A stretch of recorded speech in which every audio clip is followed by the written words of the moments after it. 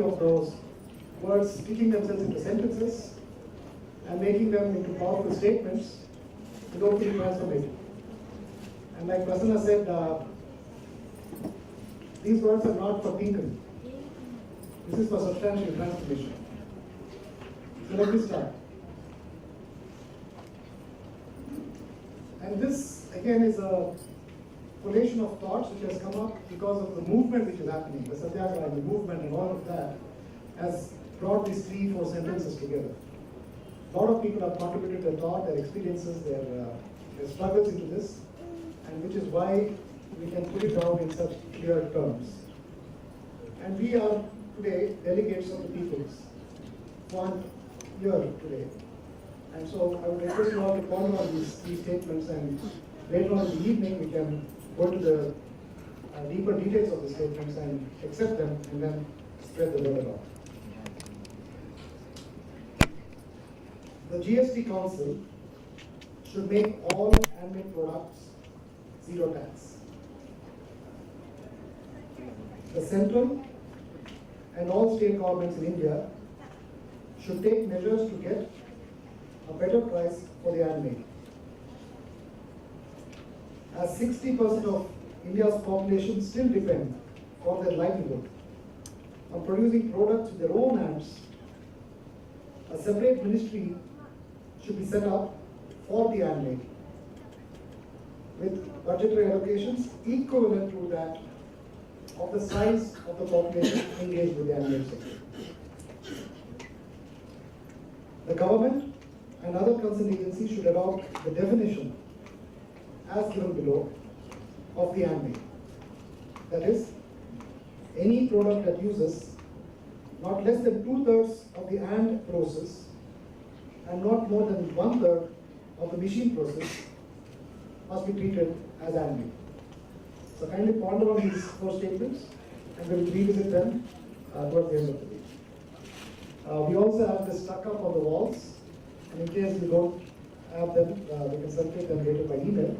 But if you feel like it, we can also read them. They're both based on words down here. So on those, on that note, I request Mr. Satya to kindly share with you.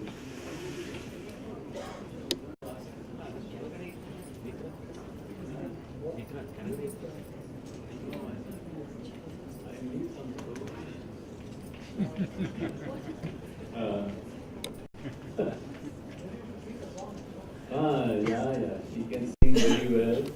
She's one of our most talented singers. And she's wearing a lovely sari. Handloom, I think.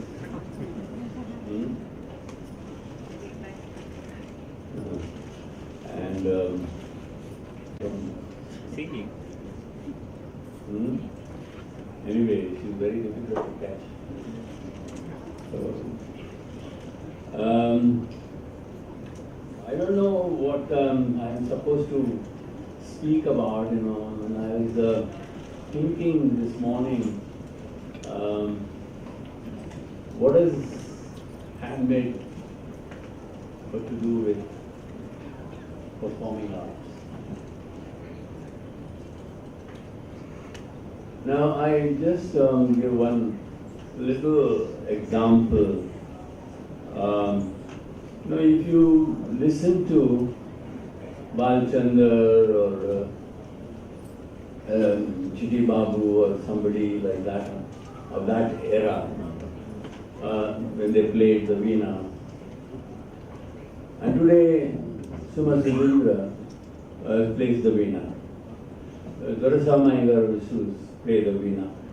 But a veena is an instrument which has a certain sound, nada. Kannadadalli adu nada anta, But when it goes electronic, that is lost. So veena will start sounding like an electric guitar, and that's what is happening. How technology has ruined the handmade. So this is what I feel. Not that I subscribe only to the old and the traditional. That's only it's a parampara that comes from ages, it is there. But technology should enhance something and not destroy it. And that is exactly what is happening. Now, you see, when Zakir Hussain plays the tabla, I know you can play the same rhythm on the pad. You can. But percussion can be done. But then what happens on a tabla is something different from what happens on a rhythm pad. So for example, every year there is one concert which Zakir Hussain does in the Prithvi Theatre in Bombay. It's in honor of a very famous sarangi player who is no more, but his son is still a sarangi player. But he has every year a concert in his name, and no microphone is used. There is no amplification of any kind. So when Zakir even touches with his one finger, there is something which happens. There is some magic takes place. That sound you can never get through a microphone. You know, so this is what is happening. You go to any, she's a musician, her husband is a very good percussionist also. You know, if you go to a concert and you see they are organizing the stage with all the microphones and then the monitors kept there for to hear. So each musician will only say, you know, so they just want to increase the sound level.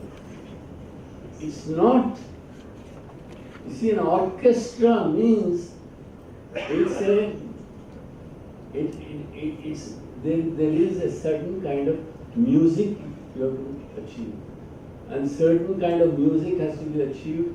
There is the orchestration has to have different levels of sound.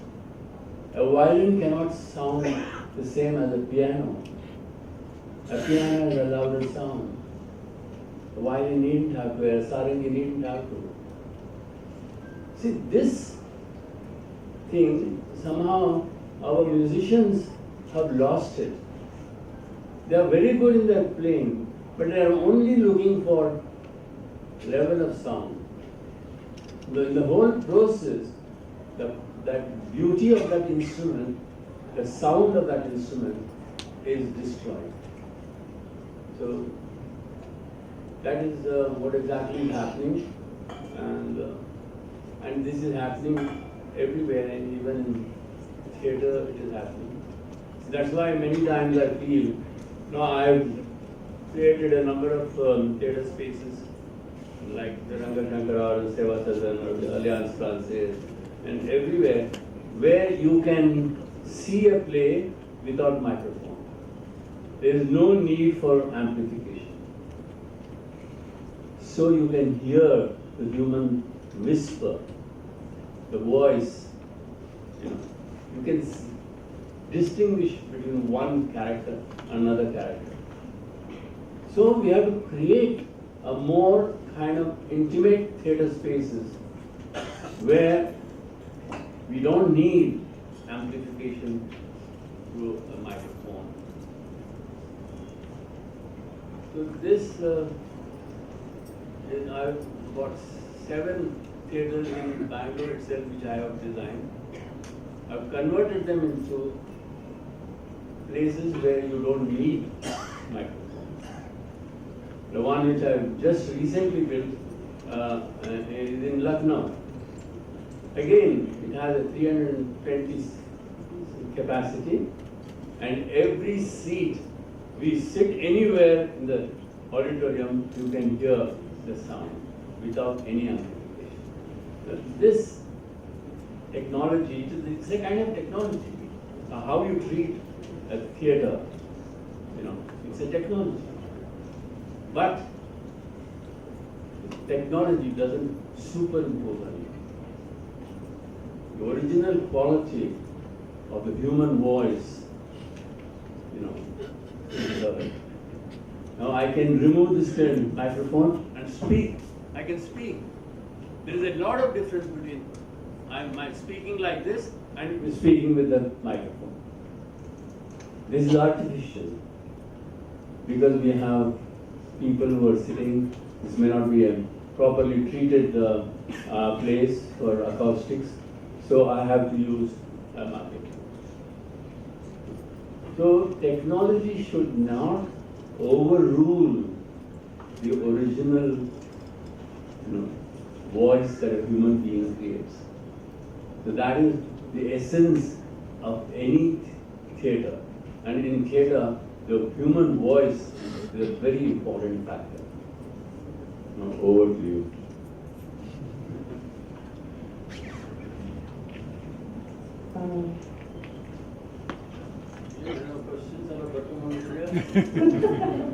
Hey, never been to an exam.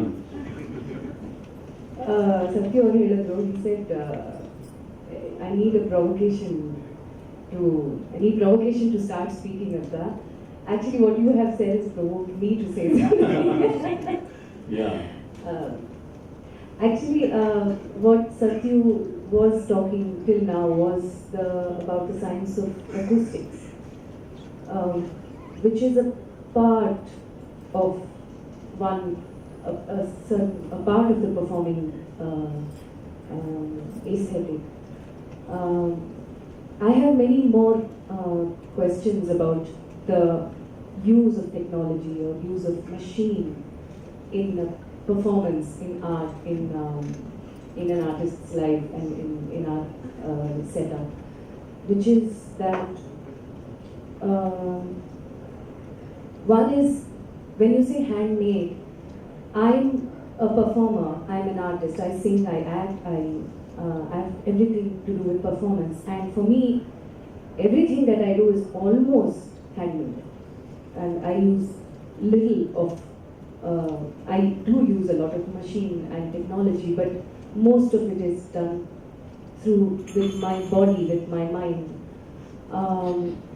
and what I understand of how technology has become a part of our performing culture is, one, to preserve, we use technology. To produce, we use technology.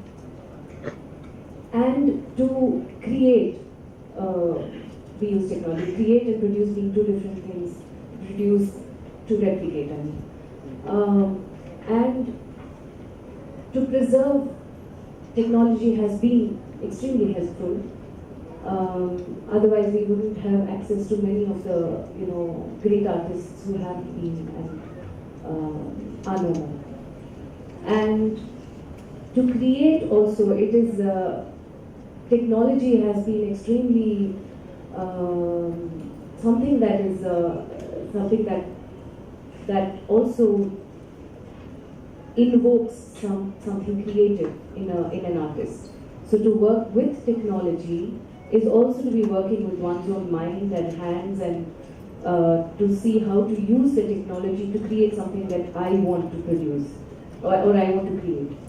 And I think the biggest problem most artists have with technology is the third kind, which is to replicate or to produce simultaneously.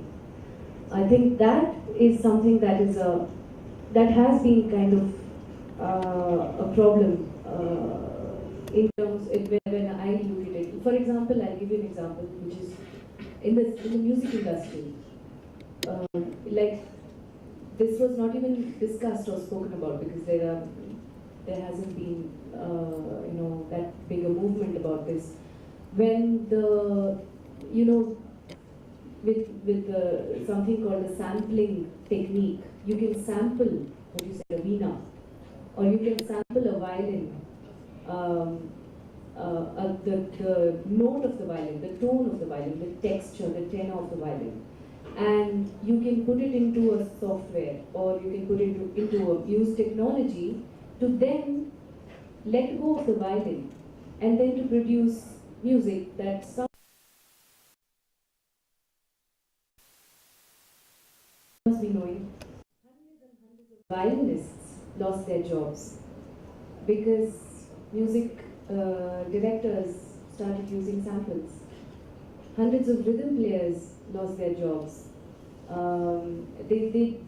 know a lot of rhythm players, a lot of musicians who now have even stopped playing music. They do something else. They work they are Uber drivers. They work with some other companies. They've completely shifted from that to something else. I would like to say something. Is it on? No, it's not.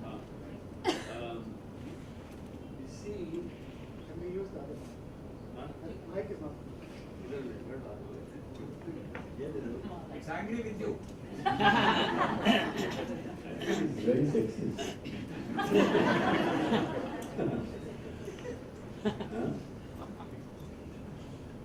ಅದು ಏನಾಗುತ್ತೆ ಅಂದ್ರೆ the thing is a Tansen created at a particular time, a Tyagaraja created it, but that is still relevant and it is being practiced by people. So there is a parampara of this which is carried by Google or something like that. No. That preservation is not that. Preservation of a particular art doesn't have to be in a computer. It's a question of giving that art to another generation. You know? And that generation will continue. And that's how it lives. A Tansen lives today. A Tyagaraja lives today. It is possible. It's not technology.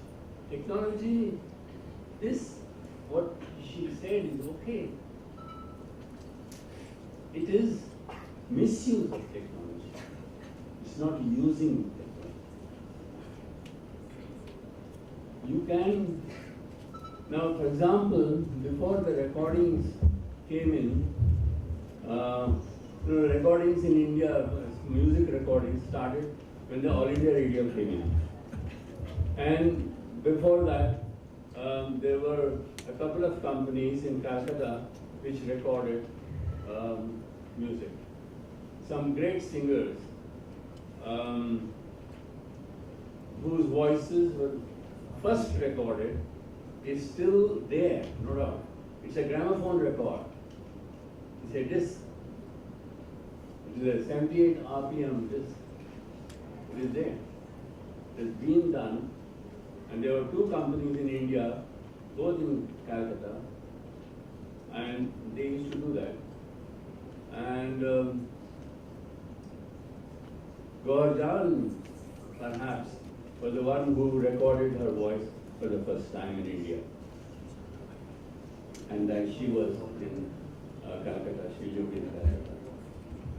So this is the thing to preserve. But art preserves without using this kind of technology. Art continues to live because it's continuously practiced by different people. You cannot,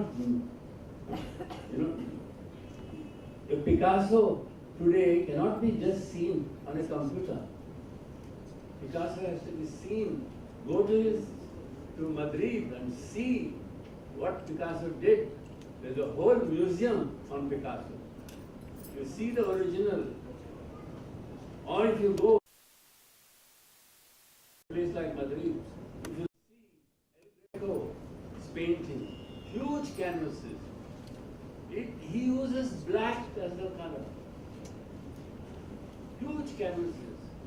And you can see different shades of black, which no computer can reproduce. No, nothing can be recorded and kept. You have to go to the original and see it. It's necessary. If you want to go and see Ajanta, you have to go there and see it. The colors of Ajanta walls cannot be recreated. But I think this technology should not be used in this manner.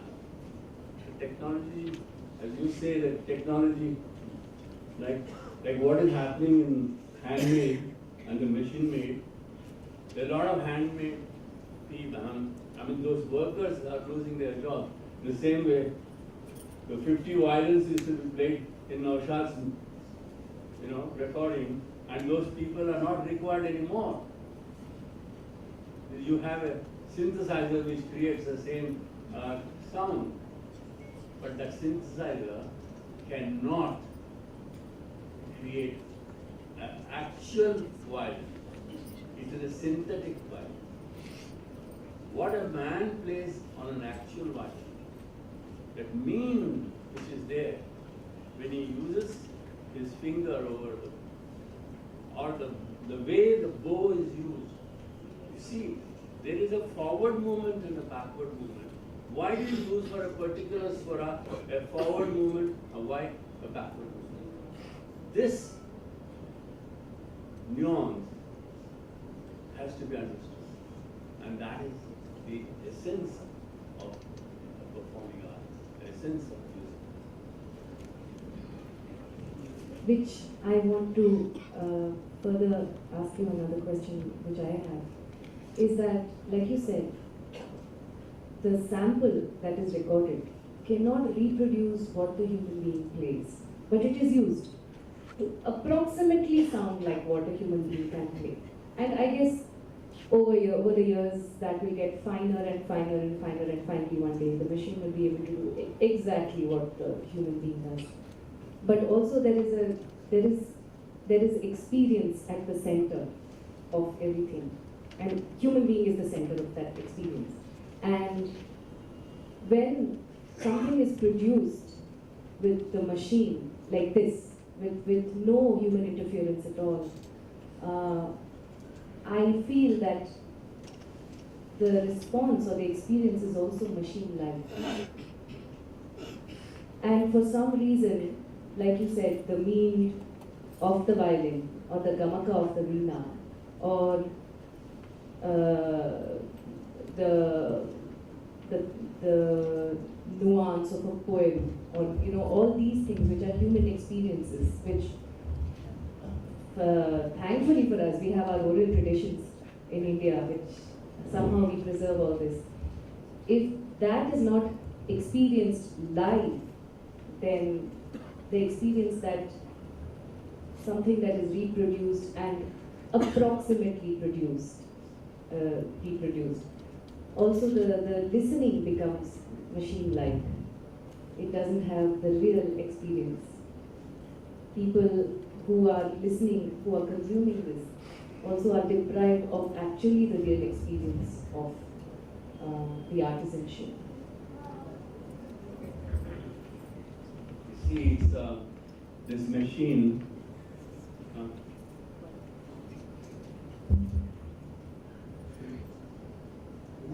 I can finish.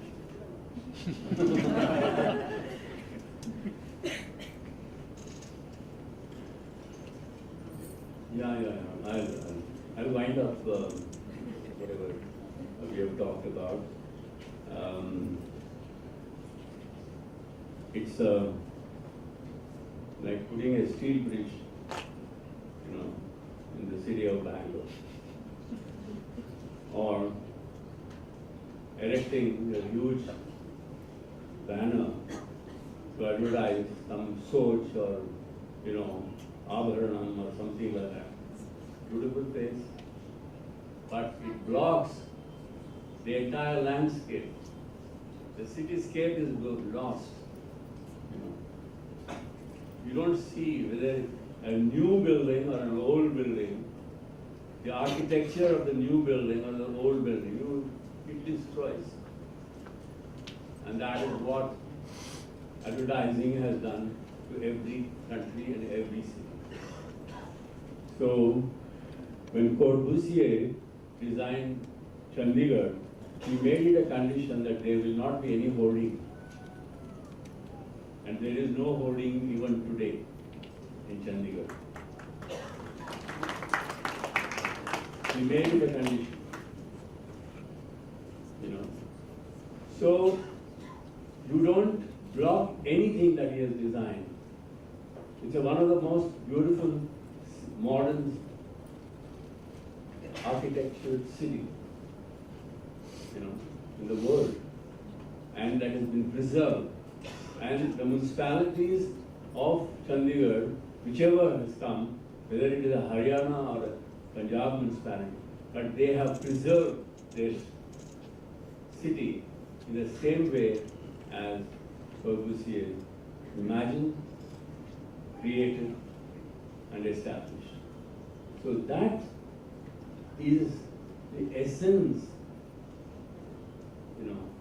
We, in our age, no doubt, we want everything to be documented. I don't see the reason for documentation. Why? Make it a thing which will continue. A tradition should continue, not just documented.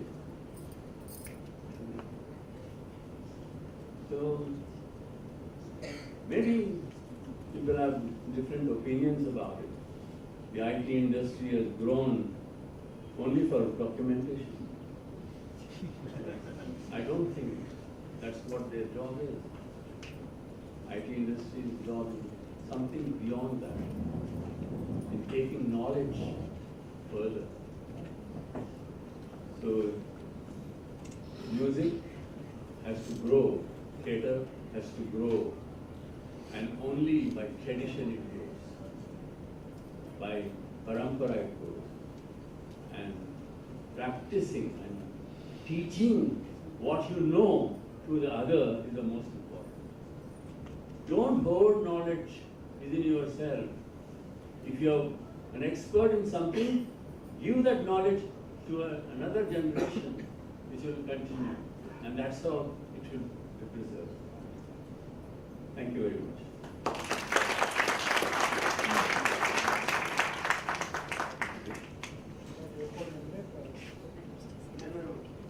ಪ್ರಶ್ನೆಗಳಿದೆಯಾ?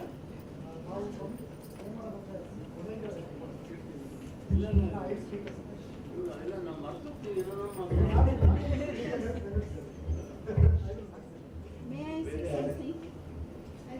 ಪ್ರಶ್ನೆಗಳು ಸಾಕಷ್ಟು ಇದೆ. 10 sessions. Yeah, just 1 second. I won't take more than a half a second. There's a difference between preservation and replication. Preservation,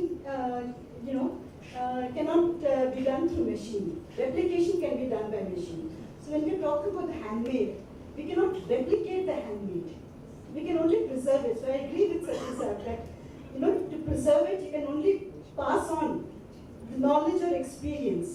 When you replicate it, then it's not handmade, it's not the original. That's the point I try to make.